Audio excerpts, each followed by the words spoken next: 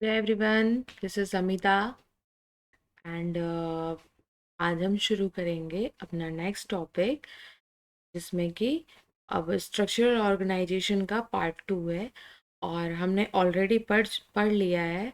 अब muscle tissue और अभी पढ़ना है, और मसल टिश्यू के बारे में पढ़ना है। तो मसल टिश्यूज़ क्या होते हैं और कैसे काम करते हैं, इसके बारे में हम अभी पढ़ेंगे।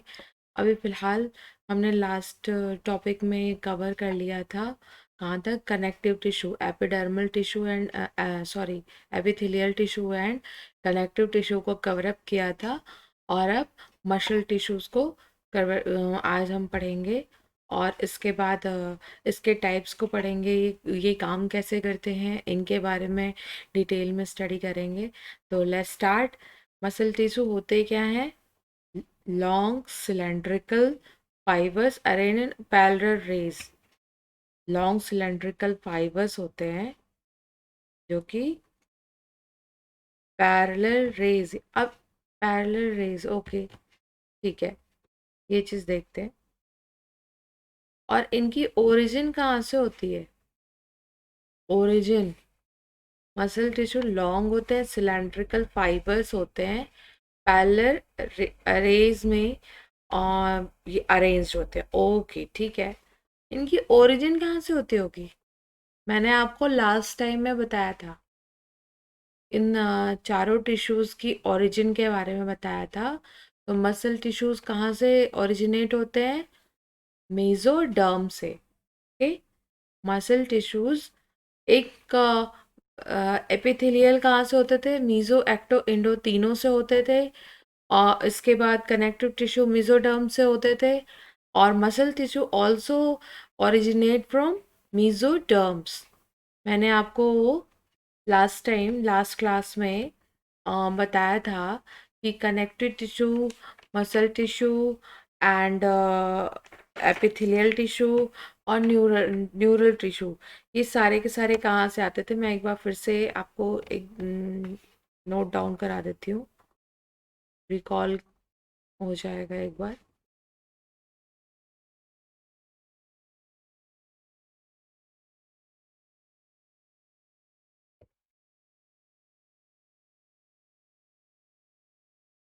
क्या था? Epithelial tissue, epithelial.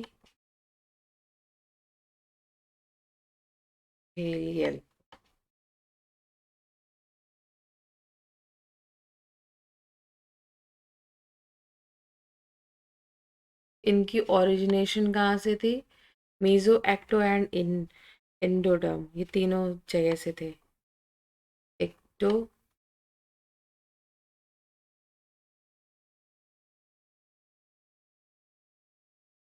मीजो,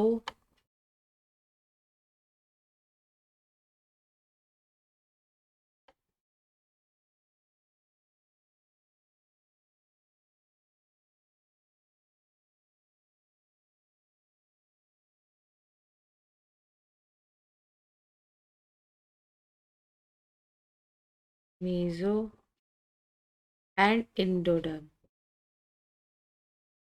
और ये इंडोडर्म।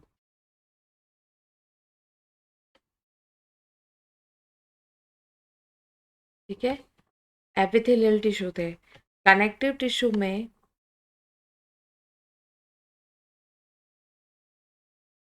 इनकी ओरिजिन कहाँ से थी? मीजोडर्म से थी।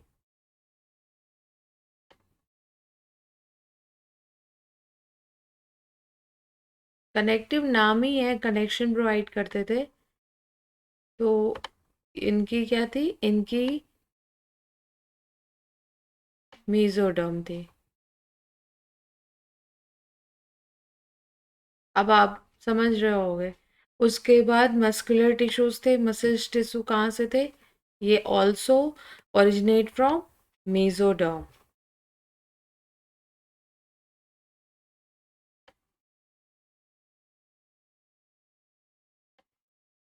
ये भी मेसोडर्म।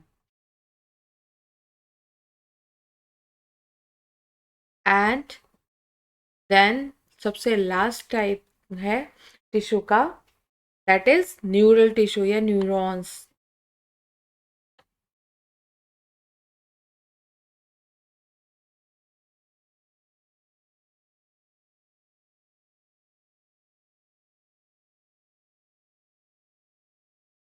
ये कहाँ से ओरिजिन करता है? एक्टोडर्म से।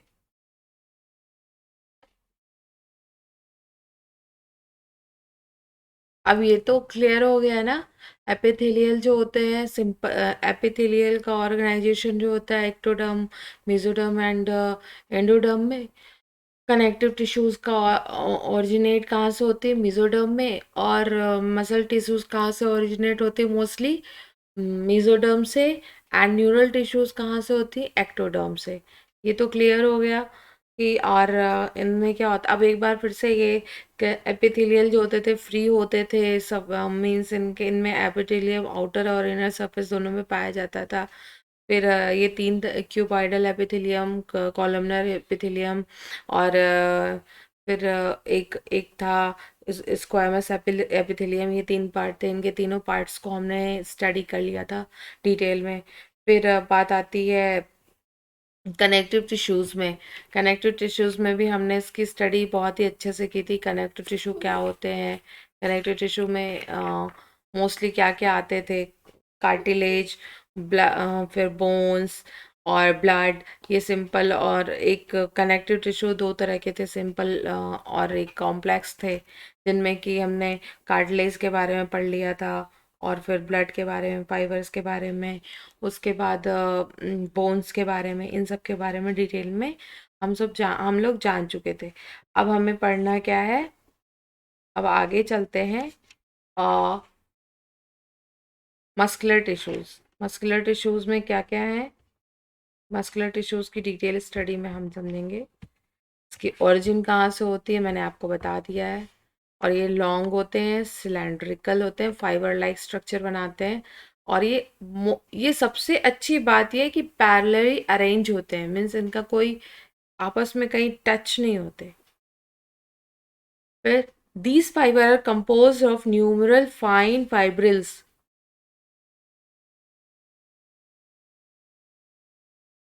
मायोफाइब्रिल्स कहलाते हैं। क्यों? क्योंकि ये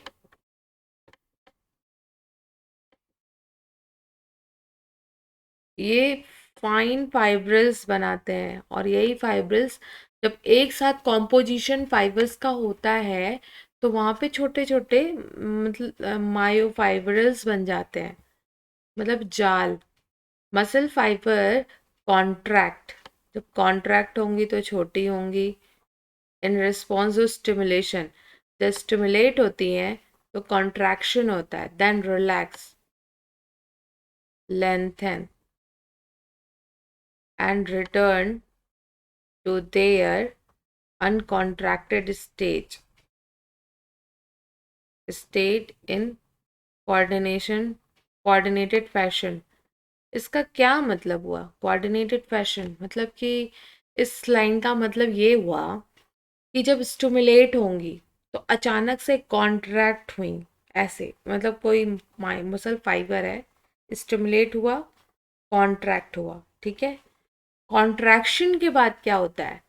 जब ये रिलैक्स होती हैं, धीरे धीरे धीरे धीरे फैलती हैं। उसके बाद जब ये ऑन कॉन्ट्रैक्टेड स्टेज में आती हैं तो एकदम ऐसे हो जाती हैं, ठीक है। ये तो वही, यही कहने का मतलब है कि जब पहले स्टिमुलेट हुई तो कॉन्ट्रैक्ट हुई, और फिर धीरे धीरे रिलैक्स होती हैं तो फैलती रहती हैं, मतलब बड़ी हो जाती हैं। उसके बाद अनकॉन्ट्रैक्ट कंडीशन में आ जाती हैं ऐसे, ठीक है। ये ऐसे ऐसे their action move the body to adjust the change in the environment and maintain the positions of the various part of the body। मतलब क्या है? मूव इनके एक्शन से क्या होता है? बॉडी का मूवमेंट होता है, ठीक है। एडजस्ट करती हैं एनवायरनमेंट के अकॉर्डिंग अपने पोजीशन और बॉडी के पार्ट को।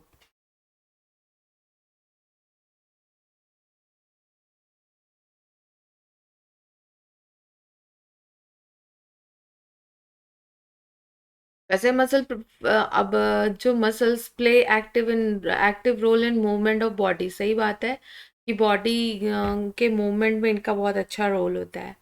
हम किस पोस्चर में बैठे हैं, हम हाथ हिला रहे हैं, पैर हिला रहे हैं या चल रहे हैं, हर मूवमेंट में मसल्स फाइबर का रोल होता है, मसल्स का रोल होता है। मैं यहाँ ऐसे ऐसे हिला रही हूँ, इसमें भी मेरा, मैं उंगलियां हिला रही हूँ या मेरे हाथ हिल रहे हैं या कुछ भी, तो उन सब में मसल्स का, ये सारे के सारे मूवमेंट में मसल्स का रोल है। ठीक है। ये तीन तरह के होते हैं। Skeletal, smooth, cardiac. Skeletal, smooth and cardiac. अब स्केलेटल मसल्स क्या होते हैं?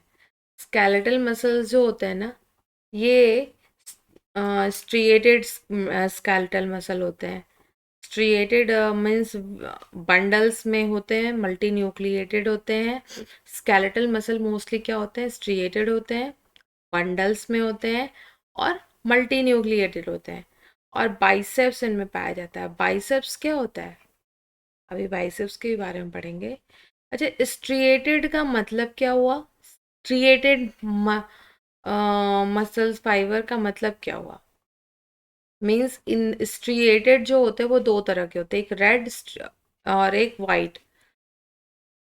रेड और वाइट। रेड क्या होते हैं? एक रेड होता है और एक वाइट होता है।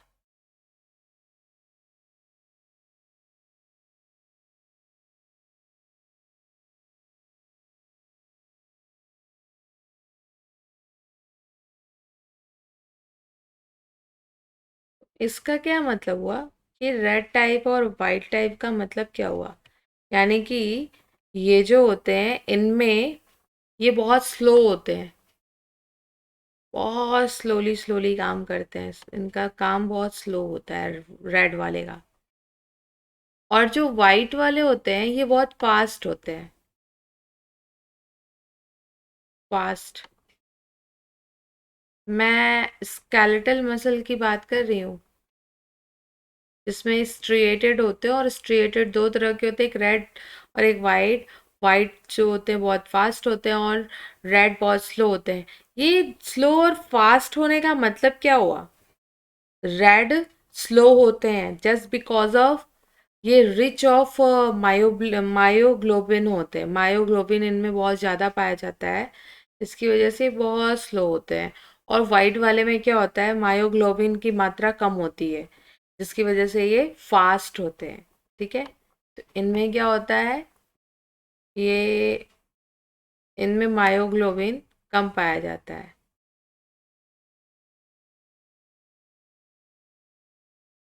मायोग्लोबिन।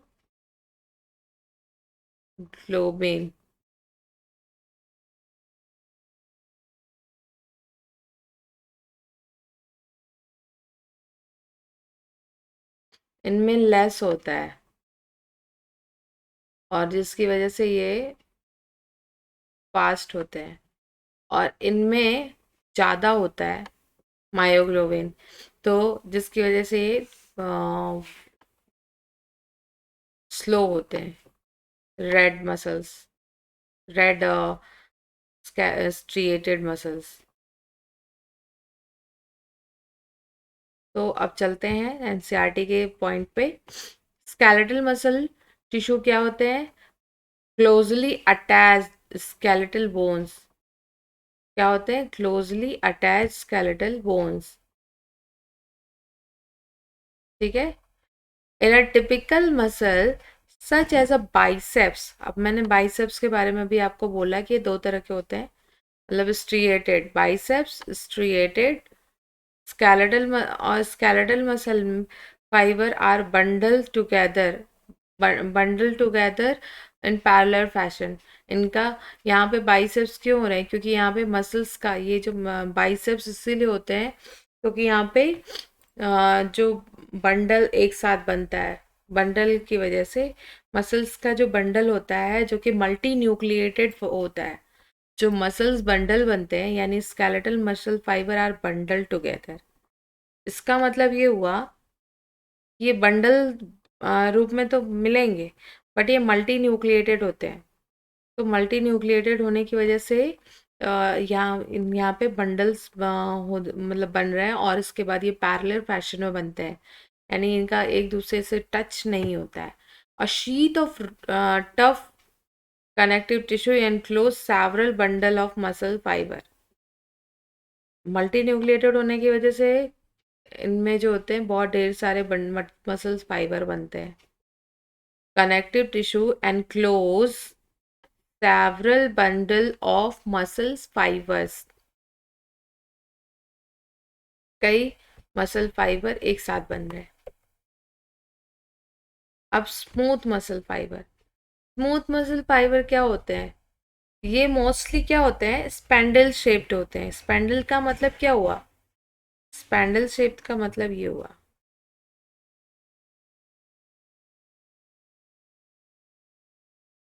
ये ये मोस्टली क्या होते हैं, स्पेंडल शेप्ड होते हैं। ठीक है।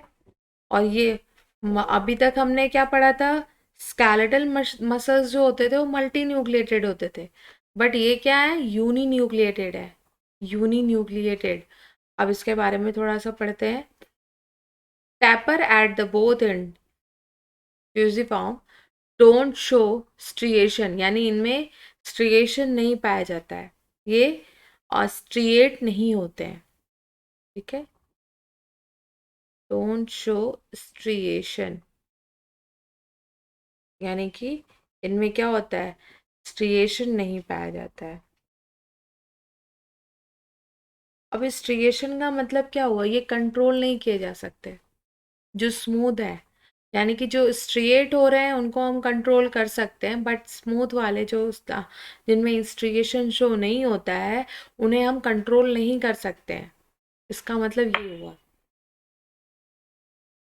Cell junction hold them together.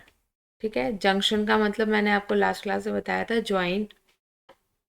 इनको क्या करते हैं, एक साथ रोके रहते हैं। Bundle together in a, they are bundle together in a connective tissue sheet, यानी ये भी वैसे ही होते हैं, कनेक्टिव टिश्यू शीट में एक साथ होते हैं। ठीक है। फिर the wall of internal organ such as a blood vessels, stomach, intestine contain this type of muscle. Smooth muscle जो होते हैं ये कहाँ पाए जाते हैं? ब्लड वेसल्स में, स्टमक में, इंटेस्टाइन में पाए जाते हैं। कौन से? Smooth muscle. इनवॉलेंट्री होते हैं, इनवॉलेंट्री फॉर्म में मसल, ये जो मसल्स होते हैं इनवॉलेंट्री होते हैं, as their functioning can not be direct control by. मैंने आपको अभी थोड़ी देर पहले ही बताया था कि ये कंट्रोल नहीं किए जा सकते, इसलिए इन्हें हम इनवॉलेंट्री मसल्स कहते हैं। ठीक है, ये डायरेक्टली इनका जो फंक्शन है वो हम कंट्रोल नहीं कर सकते, that's why they are involuntary. और ये एक नंबर का क्वेश्चन, इसको IMP मार्क कर लेना, एक नंबर का क्वेश्चन है ये। क्योंकि जो चीज़ एक यूनिक पैटर्न में मिलती है ना वो जरूर आती है, कि इनवॉलेंट्री मसल्स आर क्या। तो ये इम्पॉर्टेंट है, इनवॉलेंट्री शब्द इम्पॉर्टेंट है, इसको आप मार्क कर लेना इम्पॉर्टेंट पे। ये क्वेश्चन बहुत बार आ चुका है और आने की संभावना बहुत है। अब कार्डियक मसल्स कहाँ पाए जाते हैं? नाम ही शो कर रहा है कार्डियक। कार्डियक का मतलब ये हार्ट से रिलेटेड होंगे। तो ये कहाँ पाए जाते हैं? In is a contractile tissue present in where? Heart, heart में पाए जाते हैं। The cell junction fuse the plasma membrane of cardiac muscle. इस ये क्या है, ये जंक्शंस जो हैं ज्वाइंट करते हैं plasma membrane of cardiac muscle and make them stick together. ठीक है। अब अब यहाँ पे क्या है, इंटर क्रिएटेड इंटरकैलेटेड डिस्क पाए जाते हैं। ये क्या है? ये कम्युनिकेशन प्रोवाइड कराते हैं। इंटरकैलेटेड डिस्क जो होते हैं वो क्या करते हैं, एक पॉइंट पे अलाउ करते हैं कंट्रैक्शन, कॉन्ट्रैक्ट करते हैं एज अ यूनिट, एक यूनिट के साथ कॉन्ट्रैक्ट करते हैं जो कि सिग्नल का काम करता है। ठीक है। Cell receive a signal, it its neighbour are stimulated to contract. यानी कि यहाँ पे मोस्ट जो ये इम्पॉर्टेंट है, intercalated disc. Intercalated disc यानी कि इसे ही हम कम्युनिकेशन जंक्शन कहते हैं। अगर हमें कंबाइंड रूप से इसको बोलना पड़े तो हम क्या बोलेंगे? Communication junctions.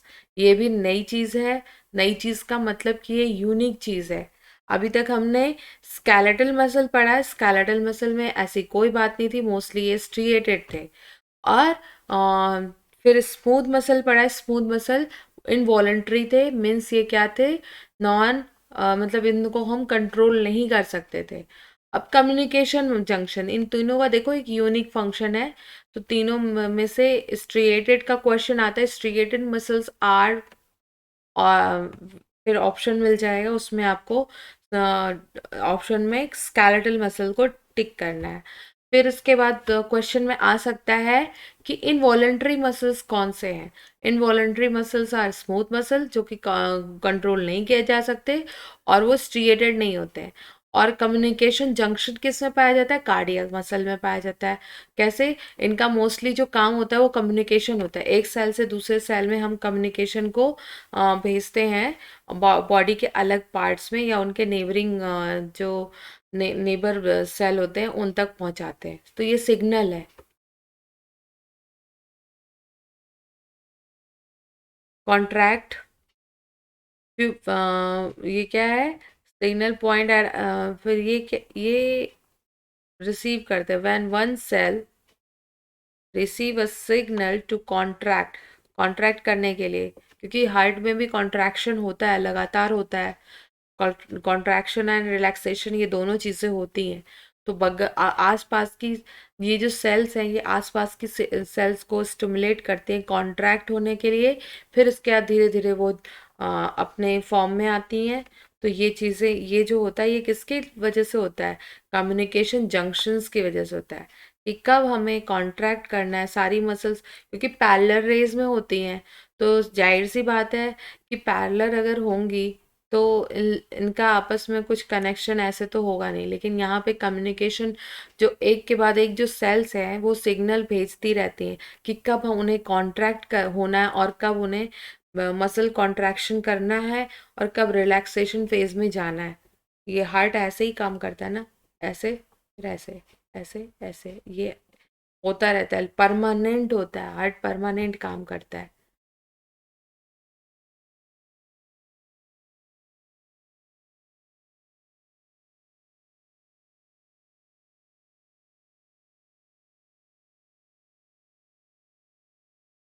अब कुछ स्केलेटल मसल, ये देखिए इसमें स्ट्रिएशन पाया जा रहा है। इसमें स्ट्रिएशंस पाया जाता है। न्यूक्लियस मैंने बताया था मल्टी न्यूक्लिएटेड है। और इसमें क्या है? स्ट्रिएशंस। इसमें इसमें कहीं भी स्मूथ मसल्स में कहीं भी स्ट्रिएशन नहीं पाया जाता है। देखो इसमें कहीं भी स्ट्रिएशन नहीं है। ये यूनी न्यूक्लिएटेड होते हैं। और इसमें भी स्ट्रिएशन पाया जाता है। और ये भी यूनी न्यूक्लियर, ये इनमें भी देखो जंक्शन है। ये जगह जगह जो ब्लैक मार्क है ना, ये जंक्शंस हैं, मतलब एडजस्ट कर रहा है। ये अब यहाँ से ये जंक्शन इधर को भेजेगा, फिर ये जंक्शन इधर को भेजेगा। ये सारे के सारे कॉन्ट्रैक्ट होने की कंडीशन में एक दूसरे को सिग्नल भेजते हैं। तो ये तो था टिश्यूज के बारे में। क्या, कौन से टिश्यूज? Muscle tissues. अब न्यूरल के बारे में थोड़ा सा कर लेते हैं स्टडी। कि neural tissue exerts greatest control over the body responsiveness to changing condition. मतलब क्या है न्यूरल टिश्यू? अभी ब्रेन, अभी जैसे कभी कभी ऐसा होता है ना, मैं थोड़ा सा टॉपिक से हट के बता रही हूँ न्यूरल सिस्टम के बारे में। जैसे क्या होता है, मोस्टली न्यूरॉन्स होते हैं। कभी ऐसा हुआ है कि कोई गर्म बर्तन है,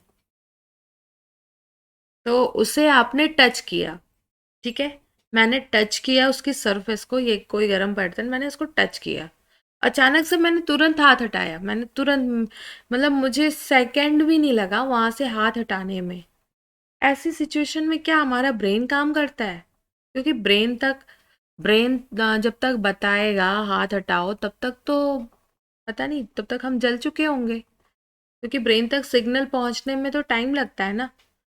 तो ये दिमाग में कभी तो आया होगा कि हम जैसे किसी चीज़ पे हाथ लगाते हैं, मोस्टली जब भी कोई ऐसी चीज़ होती है जिसमें खतरे का अंदाजा रहता है कि हमें यहाँ, अगर हमने यहाँ पे इसको टच किया तो हमें करंट लग सकता है, या हमें जल सकते हैं हम, कुछ ऐसा होता होगा, तो उसके लिए क्या होता है?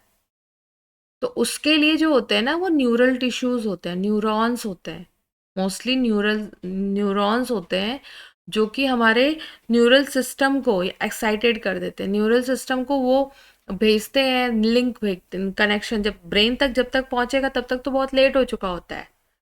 लेकिन न्यूरॉन्स जो होते हैं वो क्विक एक्शन के लिए होते हैं, कि आपको हाथ हटाना है तो हटाना है, वो आपको संदेश मैसेज भेजते हैं कि वहां से हाथ हटाओ, क्योंकि जल सकते हो। ये हमारा ब्रेन जब तक यहाँ पे पहुंचेगा ना सिग्नल, तब तक हमारा काम, हमें मतलब हम जल चुके होंगे। इसलिए वहां से न्यूरॉन टिश्यूज जो होते हैं, न्यूरल टिश्यूज जो होते हैं, वो मैसेज क्रिएट करते हैं कि इसे, मतलब वहां से हाथ हटा लो, वहां खतरा है। यानी खतरे का अंदाजा जो होता है, या खतरे का ही नहीं, किसी भी चीज का, सपोज हमें ठंड लग रही है अचानक से, और बॉडी में एक कपकपी सी हो रही है, कुछ ऐसा, ऐसी जगह जा रहे हैं या कुछ भी, तो ये तुरंत में नहीं, ब्रेन नहीं कहता है कि ये काम, क्योंकि अंदर से एक चीज आती है, अरे हाथ हटाओ। तो वो चीज न्यूरॉन टिश्यूज कहते हैं, न्यूरल टिश्यूज जो होते हैं, वो क्विक रिएक्शन के लिए रिस्पॉन्सिबल होते हैं।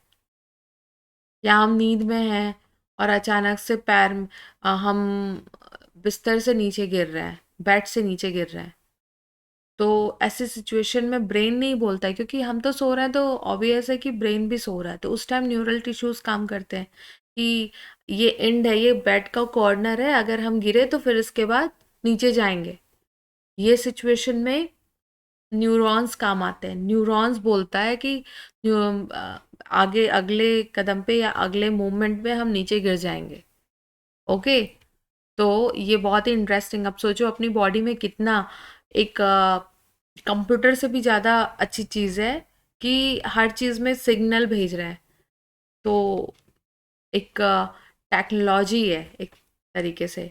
तो न्यूरल टिश्यूज क्या होते हैं, कंट्रोल करते हैं बॉडी को, ठीक है, रिस्पॉन्सिवनेस टू चेंजिंग कंडीशन, यानी हमें कंडीशन को, अपने बॉडी की कंडीशन या पोस्चर को कब चेंज करना है, या कहाँ पे ले जाना है, कहाँ पे करने से हमें रिलैक्स महसूस होगा। मैं ऐसे बैठी हूँ, मुझे लग रहा नहीं ऐसे बैठना है, या फिर मैंने अचानक से यहाँ हाथ लगाया क्योंकि मुझे कुछ ऐसा महसूस हुआ कि मैं यहाँ, मुझे जलन हो रही है, तो वो तुरंत में क्या होगा, पहले मुझे न्यूरॉन्स बताएंगे कि ये यहाँ पे तुमको, यहाँ पे कुछ लग रहा है, यहाँ पे कोई दर्द है, उसके बाद हमारे ब्रेन तक सिग्नल पहुंचता है। तो क्या करते हैं ये कंट्रोल करने के का काम करते हैं बॉडी को, बॉडी के रिस्पॉन्स को कंट्रोल करते हैं। You the unit of neural system are excitable cells, cells को एक्साइट कर देते हैं। The neurological cell,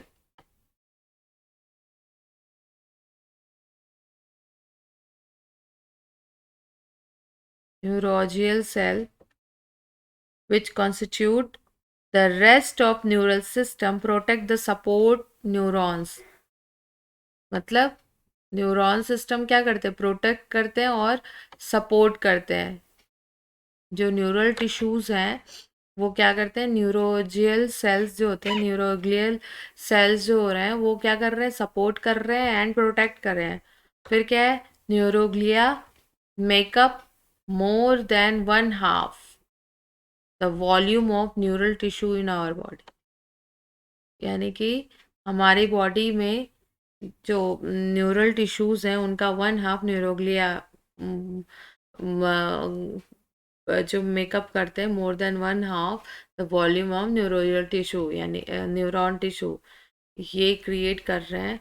तो ये था हमारा न्यूरल टिश्यू। बहुत थोड़ा सा टॉपिक है, आगे हमें क्योंकि इसके बारे में डिटेल पढ़ना है, एक चैप्टर है पूरा। When a neuron is suitably stimulated,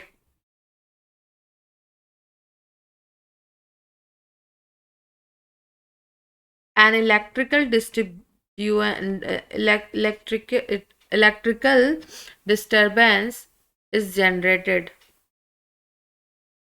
which swift travels along the plasma membrane. Plasma membrane के थ्रू क्या कर रहा है, जब ये पूरी तरह से स्टिमुलेट होते हैं, यहाँ पे जब ये स्टिमुलेट हो रहा है, इलेक्ट्रिकल डिस्टर्बेंस आता है बीच में हमारे बॉडी में। ठीक है, वो क्या करते हैं, प्लाज्मा मेम्ब्रेन मतलब प्लाज्मा मेम्ब्रेन के थ्रू होते हुए ये यहाँ से वहाँ डिस्टर्बेंस को, मतलब ये डिस्टर्बेंस जो होता है एक तरीके से आसपास के न्यूरॉन्स को बताते हैं। ठीक है, arrival of disturbance at the neurons ending, last के जो एंडिंग है वहाँ तक पहुँचता है, या आउटपुट जोन या triggers event may cause stimulation and inhibition of adjacent neurons या other cell। जब एक जगह ऑब्वियस है, एक पार्ट में कहीं भी बॉडी के डिस्टरबेंस हो रहा है तो आसपास के न्यूरॉन्स एक दूसरे को सिग्नल भेजते हैं, एक दूसरे को बताते हैं कि यहाँ पे इस बॉडी के इस पार्ट में डिस्टरबेंस, और ये बहुत ही कम मिनट में होता है, इस पार्ट में प्रॉब्लम है। तो वो चीज़ फिर आपको सिग्नल बताते हैं कि इस पार्ट में दिक्कत हो रही है, यहाँ पे आपको ये काम करना है। यानी कि जैसे अभी मैंने आपको बताया कि कहीं गलत जगह गरम तवे पे या कहीं गरम चीज़ पे हाथ लग गया, तो अब ये न्यूरोग्लिया के साथ है, ये एक्सॉन है। ठीक है, सेल बॉडी विद न्यूक्लियस, यहाँ न्यूक्लियस एक है, डेंड्राइट्स, यहाँ पे ये जो पतले पतले जो शाखाएं निकली हैं डेंड्राइट्स कहलाती हैं। ठीक है, जो छोटी छोटी कई मतलब शाखाएं निकली हैं, दीज आर डेंड्राइट्स। न्यूरोग्लिया क्या है, न्यूरोग्लिया ये जो स्पॉटेड एरिया है वो न्यूरोग्लिया कहलाता है न्यूरॉन्स में। न्यूक्लियस एक ही होगा। Organ and organ system, organ system के बाद एक फुल बॉडी बनती है। मैंने आपको लास्ट क्लास में बताया था कि सेल बनता है सबसे पहले, फिर टिश्यूज़ बनते हैं। हमने सेल और टिश्यूज़ के बारे में कंबाइंड स्टडी कर ली है। फिर ऑर्गन बनता है, देन ऑर्गन सिस्टम, और ऑर्गन सिस्टम के बाद एक ऑर्गेनाइजेशन बनता है या होल बॉडी बनती है, जिसे हम एनिमल बॉडी कहते हैं। ठीक है, तो organise to form organ, turn associate to form organ system in the multinucleated or multicellular organism। Multicellular organism का ऑर्गन सिस्टम कैसे बनता है, tissue, the basic tissues mention एवं ऑर्गेनाइज टू फॉर्म ऑर्गन, मतलब ऑर्गेनाइज होते हैं टिश्यूज, ऑर्गेनाइज हुए तो क्या बनाए, ऑर्गन बनाए। फिर ऑर्गन का एसोसिएशन हुआ तो ऑर्गन सिस्टम बना। क्या क्या हुआ, पहले टिश्यूज ऑर्गेनाइज हुए थे, ऑर्गन बनाए, ऑर्गन ऑर्गेनाइज हो रहे हैं, पहले तो सेल होते हैं ऑर्गेनाइज तो टिश्यूज बनाते हैं, फिर टिश्यू ऑर्गेनाइज होते हैं, ऑर्गन बनाते हैं, ऑर्गन ऑर्गेनाइज होते हैं, ऑर्गन सिस्टम बनाते हैं, और ऑर्गन सिस्टम बनता है तो मल्टी सेलुलर ऑर्गेनिज्म बनता है। ठीक है, each organ in our body is made of one or more type of tissues. यानी हर एक बॉडी का ऑर्गन कैसे अब मेरा ये अलग ऑर्गन है, मेरा ये हैंड है, बॉडी का अलग पार्ट है, तो इसमें बहुत ढेर सारे टिश्यूज होंगे। जिनसे एक टिश्यू, जो टिश्यूज जब बनते हैं, टिश्यूज जो एक साथ इकट्ठा हुए तो एक पूरा का पूरा ऑर्गन बना दिए, एसोसिएट हुए जब और या ऑर्गेनाइज हुए टिश्यूज, तो यहाँ पे ये पूरा का पूरा मेरा हैंड बन गया या ये नेक बन गया। तो ये अलग, ये टिश्यूज, छोटे छोटे टिश्यूज में एसोसिएट होते हैं, ऑर्गेनाइज होते हैं, उसके बाद ये ऑर्गन बनाते हैं। ठीक है, तो ये चीज हो गया कि one or more type of tissues. For example our heart consist of 4 type of tissues. कौन कौन से? Epithelial, connective, muscular and neural. ये हार्ट अभी हमने लास्ट टाइम पढ़ा था और उसी के बारे में बात हो रही है, epithelial, connective, muscular and neural tissues. ये 4 टिश्यूज से मिलके बने होते हैं। ठीक है, अब क्या है? वर्ड एनाटोमी, ठीक है, conventionally is use for the study of morphology of internal organization, organ in the animal. क्या है? Internal organ. अगर हम एनाटोमी पढ़ रहे हैं, पहले हमें एनाटोमी के पहले हमको मॉर्फोलॉजी पढ़ना जरूरी है। मॉर्फोलॉजी का मैंने आपको जब मैं आपको प्लांट मॉर्फोलॉजी पढ़ा रही थी तो मैंने आपको बताया था कि मॉर्फोलॉजी का मतलब क्या है कि अलग अलग पार्ट्स बॉडी के, अलग अलग, चाहे प्लांट बॉडी हो चाहे एनिमल बॉडी हो, मॉर्फोलॉजी का मतलब जो उनका आउटर अपीयरेंस है। कैसे हम जान जाते हैं कि ये डॉग है? क्योंकि उनमें कुछ अलग मॉर्फोलॉजी होते हैं। अगर कोई दूसरा डॉग, यानी कि जैसे डॉग में भी कई वैरायटी आती हैं, तो ये हम बता देते हैं ये अलग है, ये अलग है। कैसे बताते हैं? उनकी मॉर्फोलॉजी के हिसाब से बताते हैं कि ये दूसरा डॉग है, ये दूसरे टाइप का डॉग है। या फिर डॉग है, साथ में आ जाए कोई वैसे तो पॉसिबिलिटीज नहीं है, बट फिर भी अगर कोई और एनिमल आ जाए, लाइक गोट आ जाए, तो हम डॉग और गोट में डिफरेंस क्रिएट कर लेते हैं, डिफरेंस बता सकते हैं कि क्या इन दोनों में डिफरेंस क्या है। कैसे बता सकते हैं? उनको देख के ही बताएंगे ना। ऐसा तो नहीं कि उनकी एनाटॉमी हम अंदर का स्ट्रक्चर देख रहे हैं, क्योंकि अंदर का स्ट्रक्चर तो लगभग लगभग सेम ही होना होगा, क्योंकि पार्ट्स तो वही हैं। लेकिन एनाटॉमी में भी डिफरेंस होता है, माइनर सा, हर हर एक एनिमल में डिफरेंस होता है। उसकी एनाटॉमी तो ऑब्वियस है डिफरेंट होगी, लेकिन मॉर्फोलॉजी भी डिफरेंट होती है। यानी हम आउटर अपीयरेंस के थ्रू बता सकते हैं कि ये डॉग है, ये गोट है। हम हम उसकी एनाटॉमी तो चेक करने नहीं जाते ना कि उसके अंदर का पार्ट क्या है, इसमें कौन सा पार्ट मिसिंग है, इसमें कौन सा पार्ट जो प्रेजेंट है। ये तो हम देखते नहीं है, ये तो हम देख नहीं सकते। हम आउटर अपीयरेंस से बताते हैं, देखो ये गोट है और ये डॉग है। तो ये मॉर्फोलॉजी ही है जो जो हमें बताती है कि एनिमल का टाइप क्या है। अब हम अर्थवर्म की मॉर्फोलॉजी पहले पढ़ेंगे, फिर एनाटॉमी पढ़ेंगे। अर्थवर्म क्या होते हैं? रेडिश ब्राउन टेरेस्ट्रियल इन्वर्टिब्रेट्स होते हैं। ठीक है, और ये कहाँ पाए जाते हैं? मॉइस्ट सॉइल में पाए जाते हैं, नमी में पाए जाते हैं। लेकिन बहुत ज़्यादा इम्पॉर्टेंट होते हैं, सबके लिए इम्पॉर्टेंट। सबके लिए का मतलब कि ये आ, किसानों के लिए तो बहुत ज़्यादा ये फ्रेंड कहलाते हैं किसानों के। तो हम अर्थवर्म के बारे में डिटेल स्टडी अब करेंगे। ये रेडिश ब्राउन होते हैं कलर में। ठीक है, टेरेस्ट्रियल होते हैं और ये इन्वर्टिब्रेट्स में आते हैं, मैंने लास्ट क्लास में ही बताया था। और कहाँ पाए जाते हैं? Moist. During day time they live in burrows made by boring and soiling the soil। ठीक है, ये आप ये कहाँ पाए जाते हैं? burrows made by boring, soiling। in the garden can be traces by their basal deposits known as worm casting। worm casting ये हमें मिलता भी है। आप वॉर्म कास्टिंग करके अगर मांगोगे कहीं भी जा कर के, क्योंकि ये हमें मिलता है, लोग खरीद के भी लाते हैं अपनी खेती को अच्छा करने के लिए। ये बहुत ज़्यादा इम्पोर्टेंट होते हैं अर्थ वॉर्म जो होते हैं। तो फेरेटिमा और लुम्बिरकस, ये 2 इंडियन अर्थ वॉर्म है। एग्जाम्पल बहुत इम्पॉर्टेंट है, एग्जाम्पल को आप जरूर याद रखना। अब हम अर्थवर्म के बारे में ये देखो, ये पूरा का पूरा अर्थवर्म का स्ट्रक्चर है, ब्राउन और लस्टेड होते हैं। देखने में तो अच्छे नहीं लगते, बट ये होते बहुत इम्पॉर्टेंट है। आ, अगर गार्डन में आप गार्डनिंग कर रहे हो तो उसके लिए आपकी सॉइल के लिए भी बहुत इम्पॉर्टेंट है, आपके पौधे के सॉइल के लिए बहुत इम्पॉर्टेंट है।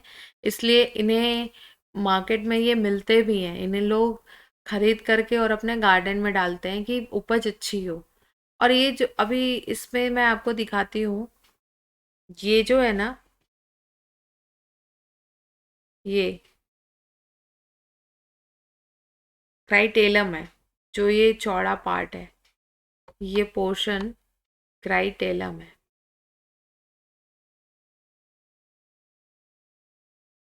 क्राइटेलम,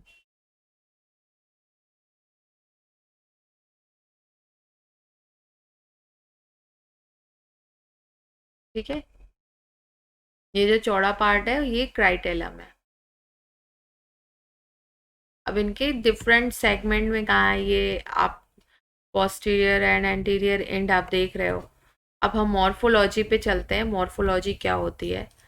earthworm have long cylindrical body, अभी आपने देखी है लॉन्ग सिलेंड्रिकल बॉडी है। और अर्थवर्म से कौन नहीं फैमिलियर होगा, सब लोगों ने देखा होगा।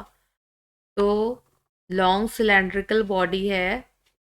The body is divided into more than 100 short segment, इस सेगमेंटेड होते हैं ये, ठीक है।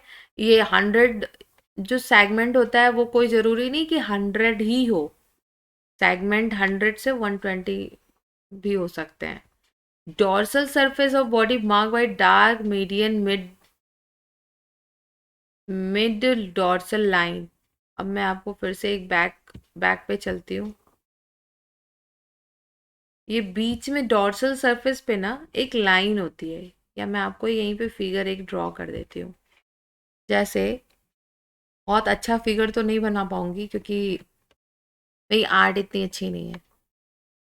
देखो, ये डॉर्सल सरफेस है इनका।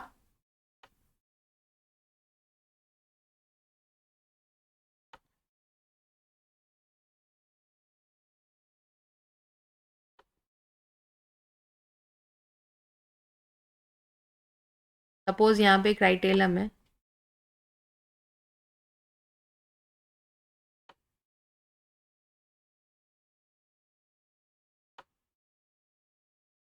अब यहाँ से ये घूम जाता है, लेकिन अब घूमने वाला मैं नहीं, यहाँ पे स्पेस की कमी है। तो ये डॉर्सल सरफेस में ही ऐसे करके एक स्ट्रक्चर आती है, ठीक है। ये बीच से ही एक लाइन आती है, इसी लाइन को यहाँ पे डार्क मीडियन मिड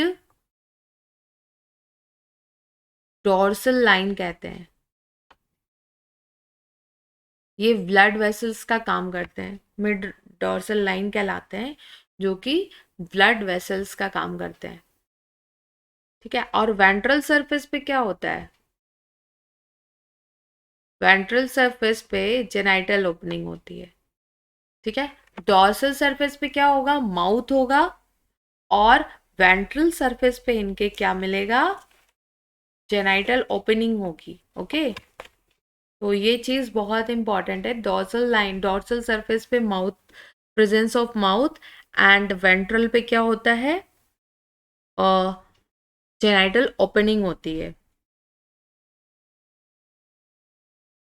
और जो ये सेगमेंट्स जो होते हैं, यानी कि एक के बाद एक ये सेगमेंट मेटामेयर्स, जो जैसे आपने मेटामेयर्स के बारे में देखा अभी, तो ये जो एक के बाद एक बन रहे हैं ना, ये मेटामेयर्स हैं। कॉन्टिन्यूटी ऑफ सेगमेंट कॉल्ड मेटामेयर्स, यानी कि कॉन्टिन्यूशन कॉन्टिन्यूअस जो सेगमेंट्स बन रहे हैं, फॉर्म हो रहे हैं, ये क्या कहलाते हैं, मेटामेयर्स कहलाते हैं, okay.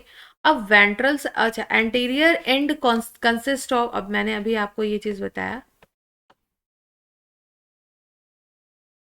Mouth and the prostomium, prostomium mouth के पास ही है। A low which serve the covering mouth wedge to force the open cracks the soil into which may crawl. अब इसका क्या मतलब हुआ? एंटीरियर एंड पे माउथ पाया जा रहा है, ठीक है, नो डाउट एंटीरियर एंड पे। तो अब ये जो प्रोस्टोमियम है, यानी कि माउथ यहाँ पे है, माउथ यहाँ कहीं है, ये माउथ है, एंटीरियर एंड है, यहाँ पे माउथ होगा, ठीक है। माउथ के नियर एक मतलब ये जो क्लाइटेलम है, क्लाइटेलम माउथ के पास में पाया जाता है और टेल से दूर होता है, या एनस वाले पार्ट से क्लाइटेलम दूर होता है, ठीक है। अब प्रोस्टोमियम क्या होते हैं? जो प्रोस्टोमियम है, ये माउथ को प्रोटेक्शन प्रोवाइड कराते हैं। What is prostomium? ये प्रोटेक्शन प्रोवाइड करते हैं। प्रोस्टोमियम बहुत ही इंपॉर्टेंट चीज़ है। अभी मैं आपको नेक्स्ट पेज पे इसका एक और फिगर दिखाऊंगी। तो प्रोस्टोमियम माउथ को प्रोटेक्शन प्रोवाइड करते हैं। और क्या होता है, अच्छा एक चीज़, दो चीज़ें होती है इसमें, प्रोस्टोमियम और पेरिस्टोमियम। प्रोस्टोमियम क्या होता है? प्रोटेक्शन प्रोवाइड कराता है। पेरिस्टोमियम जो होता है वन सेगमेंट के बाद पाया जाता है, यानी कि ये माउथ है, फर्स्ट सेगमेंट पे माउथ और सेकंड पे पेरिस्टोमियम होगा, ठीक है। तो ये क्या करते हैं, अभी मेल, अभी नेक्स्ट पेज पे चलते हैं। तो इतना तो पता चल गया। अब सीधी सी बात है, प्रोस्टोमियम क्या करते हैं? Serve as a covering for the mouth. Mouth पे कवरिंग का काम करते हैं, ठीक है। क्यों? जब फोर्स होता है open crack in the soil, तो इनको बचाते हैं उससे।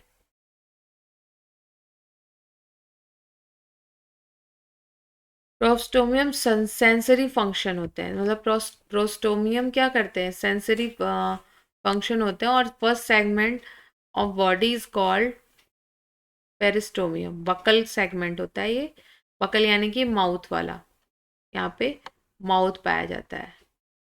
यानी आउटर जो कवरिंग है, पहली कवरिंग प्रोस्टोमियम के सेंसरी फंक्शन होते हैं। जैसे ही उन्हें खतरा कुछ दिखता है तो ये अपना इनसे अपने आप को बचा लेते हैं। और फर्स्ट बॉडी जो सेगमेंट होती है, जो पहली सेगमेंट होती है, दैट इज कॉल्ड पेरिस्टोमियम। अच्छा, एक चीज और है जो आपको, मैच्योर वॉर्म सेगमेंट 14 टू 16, यानी कि 14 से जो 16 prominent dark band glandular tissues होते हैं, 14 टू 16 सेगमेंट पे, वो क्या होते हैं? क्लाइटेलम कहलाते हैं। मैंने आपको अभी क्लाइटेलम की एक फिगर दिखाई थी। क्लाइटेलम यानी कि ये वहाँ पे, अब मैं थोड़ा जल्दी बना दी थी, पहले बना दी थी, पर ये जो होते हैं ना, ये एक साथ इकट्ठा होते हैं, क्लाइटेलम कहलाते हैं। दस द बॉडी इज डिवाइजिबल इनटू कितने पार्ट्स हैं? थ्री। क्या क्या? Pre clitellar, clitellar and post clitellar segments, तीन पार्ट्स में इनकी बॉडी डिवाइड होती है, ठीक है। प्री क्लाइटेलर, क्लाइटेलर और पोस्ट क्लाइटेलर। तो जैसे क्या होता है, प्रोस्टोमियम क्या करता है? प्रोस्टोमियम जो होता है ना, जैसे कि मूवमेंट कर रहा है, क्रॉलिंग का काम कर रहा है, ठीक है।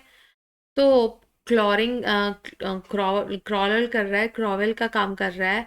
तो उसमें क्या करता है, ये प्रोस्टोमियम क्या करते हैं? आगे से मिट्टी को हटाते जाते हैं और रास्ता बनाते हैं, जिससे कि उसका, क्योंकि माउथ वाला पोर्शन ऊपर होता है, आगे होता है, तो हो सकता है कि उसका माउथ अगर रास्ता बनाते समय कट जाए या क्रैक हो जाए, इसलिए ये प्रोटेक्शन प्रोवाइड करते हैं और मिट्टी को हटाते जाते हैं। और क्योंकि ये नमी में पाए जाते हैं, तो मिट्टी आसानी से हट भी जाएगी। और इनमें, जैसे इनकी एक बॉडी है, ये सपोज एक,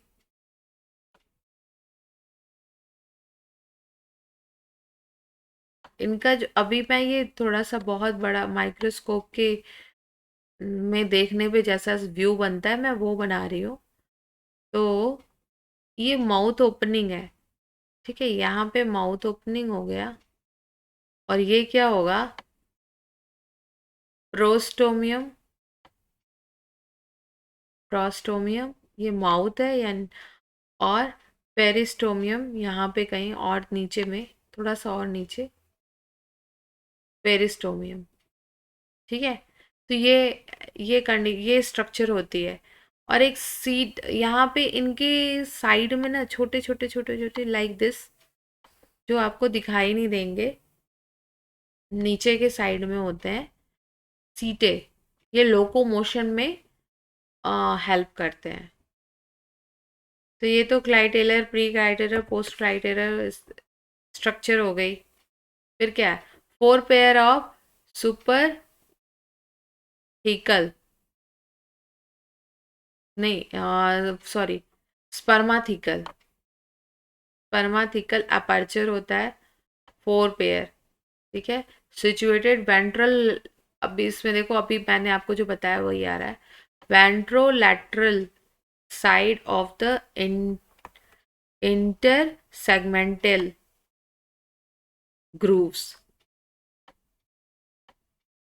यानी 5th से 9th सेगमेंट जो होती है, यहाँ पे क्या होता है, इंटर सेगमेंटल ग्रूव पाया जाता है।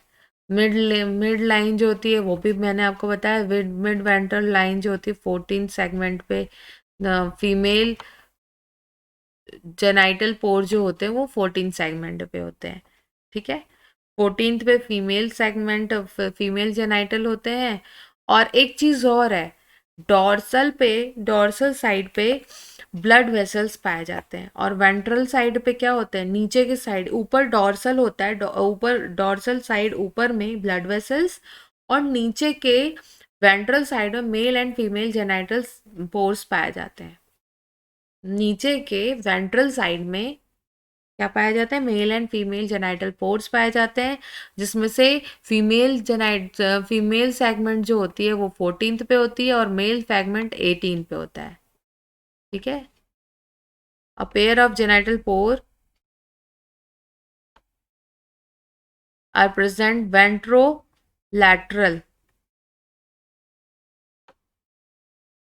साइड ऑफ 18 सेगमेंट, यानी कि नेफ्रेडियोस्पोर कहलाता है ये, open on the sub body surface in each body segment except the first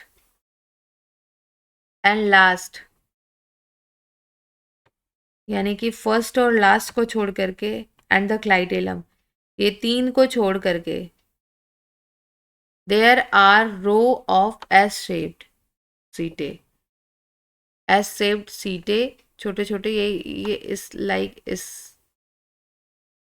उसके आउट बाहर में पाए जाते हैं, जो कि क्या करते हैं, locomotion. Setae can be extended or retraced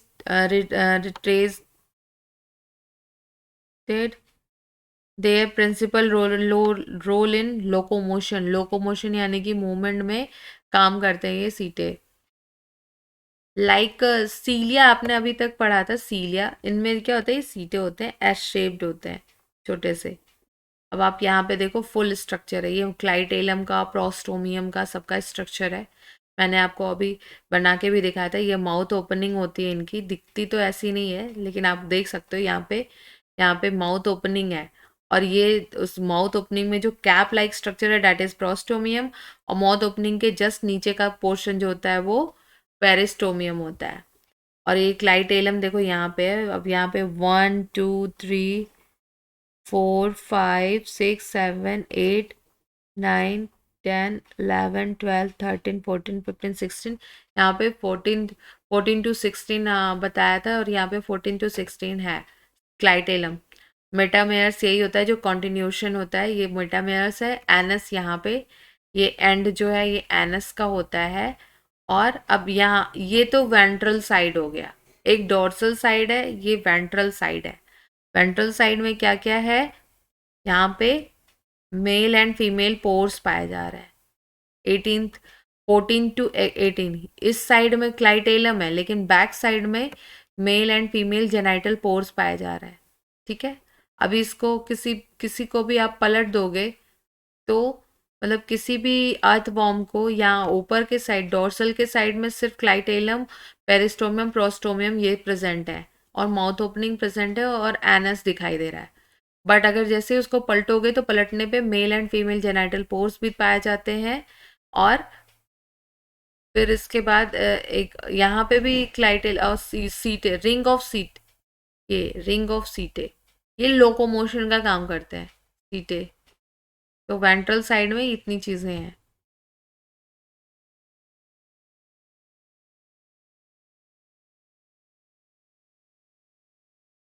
और एक चीज और है, इम्पॉर्टेंट चीज क्या है कि इनमें वेव लाइक कंट्रैक्शन पाया जाता है।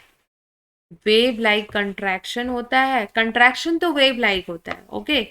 बट जो लोकोमोशन या मूवमेंट होता है वो अपोजिट वेव होता है, यानी कि जो डायरेक्शन है ना वेव का जो डायरेक्शन है उसके अपोजिट पाया जाता है।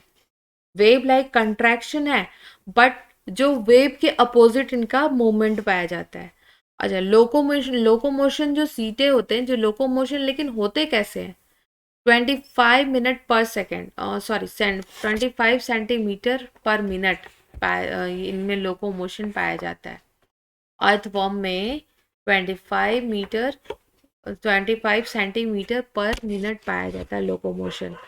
और क्लोरोजन सेल्स इनमें प्रेजेंट होते हैं। क्लोरोजन सेल्स जो होते हैं वो हेल्प करते हैं एक्सक्रीशन और स्टोरेज, फूड स्टोरेज और एक्सक्रीशन का में हेल्प करते हैं। इनमें सिलोमिक फ्लूइड पाया जाता है, जिसकी वजह से ये सिलोमिक फ्लूइड की वजह से ही स्किन इनकी चमकती रहती है। जैसे अभी मैंने आपको एक स्ट्रक्चर दिखाया कि बहुत ज़्यादा इनकी स्किन में क्या बहुत ज़्यादा चमक होती है, तो वो चमक कैसी होती है? सिलोमिक फ्लूइड मटेरियल की प्रेजेंस में होती है। और सिलोमिक फ्लूइड मटेरियल का जो फंक्शन होता है वो क्या होता है? क्लोजन की प्रेजेंस होती है, जो कि एक्सक्रीशन और स्टोरेज में काम करता है, फूड स्टोरेज और एक्सक्रीशन में काम करता है। बॉडी कैविटी कैसी होती है? हाइड्रोलिक होती है, हाइड्रोलिक बॉडी कैविटी होती है, हाइड्रोलिक स्केलेटन होता है इसमें, ठीक है। तो बॉडी कैविटी कैसी हो गई? हाइड्रोलिक हो गई। उसके बाद अर्थवर्म की स्किन का कलर ब्राउन होता है, ठीक है। अर्थवर्म की स्किन ब्राउन कलर की होती है, क्यों, कैसे? इसमें जो होता है ना अर्थवर्म में पोरफायरिंग पिगमेंट होता है, due to presence of porphyrin pigments, जिसकी वजह से ये ब्राउन कलर के होते हैं। अर्थवर्म की स्किन ब्राउन कलर की होती है due to presence of porphyrin pigments. और इनमें यूवी रेज, यानी कि ये जो पोर फायरिंग पिगमेंट्स है ना, ये क्या करते हैं? यूवी रेज से प्रोटेक्ट करते हैं। अब हम मतलब हम क्या करते हैं? यूवी रेज से प्रोटेक्शन के लिए अपनी बॉडी पे तरह तरह के केमिकल्स लगाते हैं, पर इनमें जो होता है पिगमेंट्स प्रेजेंट होता है जो यूवी रेज से इनको ऑलमोस्ट प्रोटेक्ट करते हैं। तो कितनी वही कितनी अच्छी चीज़ है ना, कितनी इंटरेस्टिंग चीज़ है कि अर्थवॉर्म में अपने आप ही एक ऐसा पिगमेंट रिलीज होता है जिसकी वजह से ये यूवी रेस से इनकी स्किन बची रहती है। और ये किसकी वजह से आते हैं? ये पिगमेंटेशन किसकी वजह से आते हैं? डिकम्पोजिशन ऑफ क्लोरोफिल से बनता है। अब अर्थ फॉर्म में अभी आप, तो ये क्वेश्चन आता होगा ना दिमाग में कि डिकम्पोजिशन ऑफ अर्थ, मतलब अर्थ फॉर्म में डिकम्पोजिशन ऑफ क्लोरोफिल होता है, तो इनका कलर ब्राउन कैसे हो गया? ग्रीन होना चाहिए ना। तो अब मैंने क्या क्या बताया अभी? पोर फायरिंग पिगमेंट्स पाए जाते हैं जो कि यूवी रेज से बचाते हैं। अब ये पिगमेंट किससे बनते हैं? Decomposition of chlorophyll, decomposition of chlorophyll से पाए जाते हैं। क्लोरोफिल का डिकम्पोजिशन होता है जिसकी वजह से पोर फायरिंग पिगमेंट्स बनते हैं। पोर फायरिंग पिगमेंट्स की वजह से ये ब्राउन कलर के होते हैं, और ब्राउन कलर के होने से ये यूवी रेस से इनका प्रोटेक्शन होता है, ठीक है। अभी यहाँ पे एक चीज़ तो क्लियर हो गई कि पोर फायरिंग पिगमेंट्स किस में पाए जाते हैं। एक क्योंकि ये सिर्फ यूनिक है, क्योंकि ये जो अर्थवॉर्म है ना, इन्हीं में पाया जाता है, तो इसलिए ये क्वेश्चन आता है कि इनमें जो ब्राउन कलर होता है वो किसकी प्रेजेंस में होता है? तो दैट इज पोर फायरिंग होता है, मतलब ये पोर फायरिंग पिगमेंट्स की वजह से होता है। ये तो पता है कि इन, अच्छा एक चीज और है कि इलोंगे आउटर जो आउटर मोस्ट लेयर है ना, ये क्या करती है, इलोंगेशन में हेल्प करती है, ये इलोंगेट करने में। पर इनर जो इनर मसल्स लेयर है वो क्या करती हैं, इनको शॉर्टनिंग में मदद करती हैं। यानी ये इलोंगेट भी होते हैं और शॉर्टन भी होते हैं। ठीक है, तो ये इनमें सिलोमिक कैविटी पाई जाती है, जिसकी वजह से ये चमकते रहते हैं। सिलोमिक कैविटी की वजह से ये चमकते हैं, यानी ब्राउन कलर। तीन चीज़ें पता चल गई। पहली, इनमें पोरफायरिंग पिगमेंट्स पाए जाते हैं जिसकी वजह से ये ब्राउन होते हैं। सिलोमिक कैविटी पाई जाती है जिसकी वजह से इनकी जो स्किन होती है वो चमकती रहती है। और और एक चीज़ और है, कोलेजन क्लोरोजन पाया जाता है। क्लोरोजन क्या करता है, एक्सक्रीशन और फूड स्टोरेज में हेल्प करता है। ठीक है, ये तीसरी चीज़ हो गई। चौथी चीज़ क्या है, हाइड्रोलिक स्केलेटल। इनका जो बॉडी कैविटी होता है वो हाइड्रोलिक स्केलेटल टाइप का होता है। ठीक है, तो ये तो था इनकी आज मॉर्फोलॉजी। हमने जो अर्थवॉर्म है, अर्थवॉर्म की मॉर्फोलॉजी को कंप्लीट किया है। नेक्स्ट क्लास में हम इनके एनाटॉमी को कंप्लीट करेंगे। एनाटॉमी स्ट्रक्चर, जो एनाटॉमी का जो स्ट्रक्चर है उसके बारे में डिटेल स्टडी करेंगे, और बहुत ही आसान और बहुत ही इंटरेस्टिंग है। तो हमें अर्थवॉर्म को जानने का भी मौका मिलेगा। तो अब आज के लिए इतना ही। अब कल फिर नेक्स्ट नेक्स्ट पार्ट में हम अर्थवॉर्म की एनाटॉमी को डिटेल स्टडी करेंगे। तो थैंक यू सो मच।